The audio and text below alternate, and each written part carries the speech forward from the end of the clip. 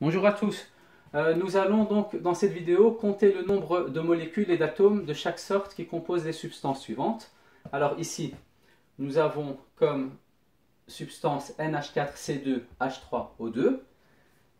Alors, cette substance contient ici une molécule parce que le nombre de molécules est donné par le coefficient. Ici, on voit qu'il n'y a pas de coefficient, mais en réalité, c'est sous-entendu le chiffre 1. Donc, nous avons bien une molécule de NH4, C2, H3, O2. Très bien. Maintenant, nous allons compter le nombre d'atomes de chaque sorte qui composent cette substance. Nous voyons ici que nous avons un atome d'azote qui a pour indice le chiffre 1.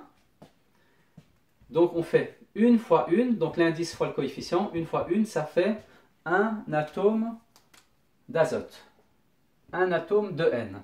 Très bien.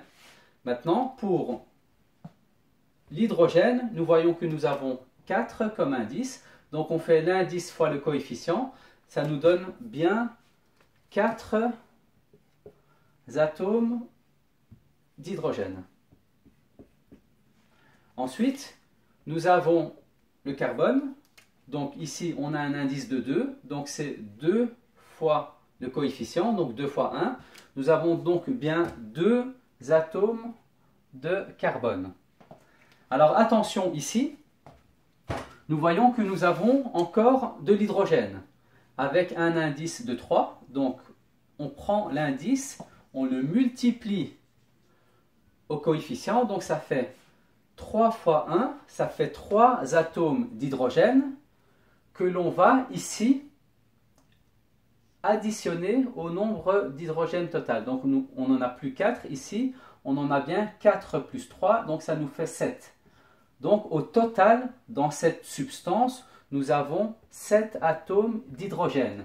Il y en a 3 ici, et ici il y en a 4. Et il faut les additionner. Très bien. Maintenant, on va faire le dernier atome ici. On voit qu'on a de l'oxygène qui a pour indice 2. On va multiplier l'indice avec le coefficient. Donc 2 fois 1, ça nous donne bien 2 atomes d'oxygène. Très bien. Ça, c'est pour la première substance. Maintenant, on va passer ici à notre deuxième substance et on voit qu'on a 2 NH4, 2 Cr2O7.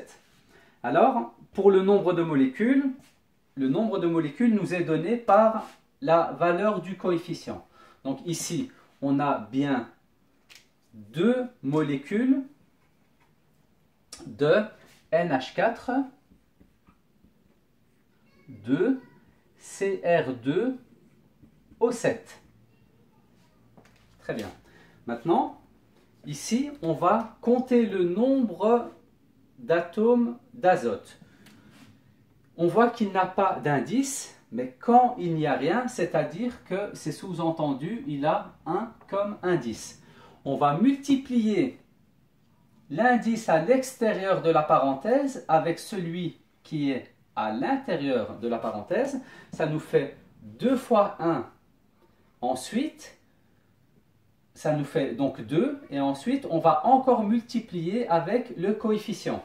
Donc 2 fois 1, ça nous fait 2, 2 fois 2, ça nous fait bien donc 4 atomes de N.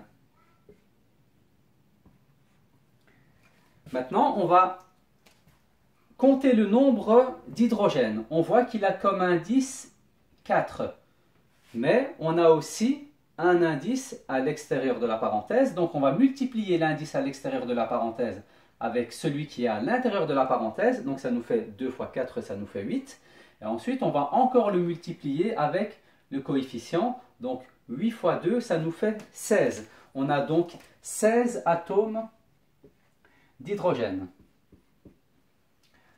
Maintenant, on va compter le nombre d'atomes de chrome. On voit qu'il a 2 comme indice. Donc, on va multiplier l'indice avec le coefficient.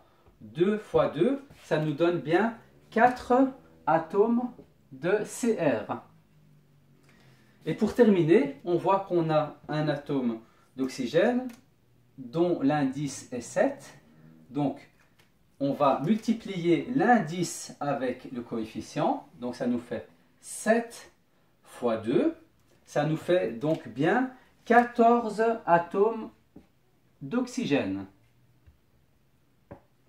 Et voilà, ainsi, on a terminé les deux exercices. Merci d'avoir suivi cette vidéo et bon travail à tout le monde.